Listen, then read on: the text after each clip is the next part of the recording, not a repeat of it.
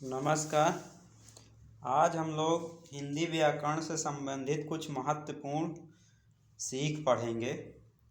पहला है, व्याकरण हमें भाषा के शुद्ध रूप का ज्ञान कराता है।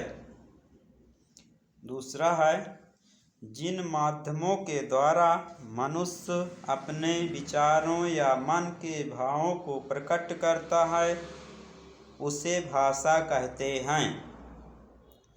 तीसरा है, भाषा के दो रूप होते हैं, पहला मौखिक रूप और दूसरा लिखित रूप।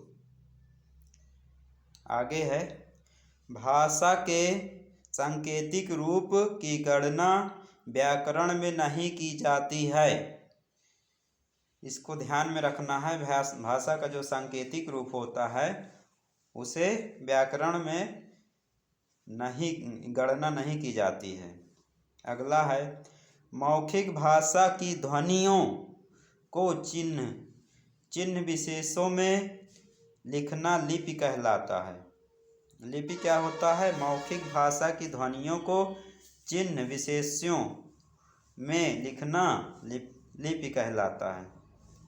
अगला है, भाषा की सबसे छोटी इकाई जिसके टुकड़े ना किए जा सके हो वो वर्ण कहलाती है। ये हमेशा पूछा जाता है, काफ़ी एग्जामों में पूछा गया है, बहुत सारी परीक्षाओं में। भाषा का सबसे छोटा रूप तो वर्ण होता है। भाषा की सबसे छोटी इकाई जिसके टुकड़े ना किए जा सके हों वर्ण कहलाती है। अगला है, वर्णों के व्यवस्थित समूह को वर्णमाला कहते हैं। अगला है, वर्ण के दो भेद होते हैं, पहला स्वर दूसरा व्यंजन। अगला है, स्वर के तीन भेद होते हैं, ह्रस्व स्वर, दीर्घ स्वर, प्लुत स्वर। अगला है, व्यंजन के तीन भेद होते हैं, पहला स्पर्श व्यंजन, दूसरा अंतस्थ व्यंजन, तीसरा ऊष्म व्यंजन।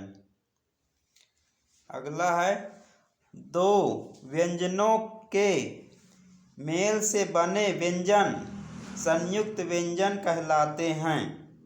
आज के लिए इतना ही। धन्यवाद।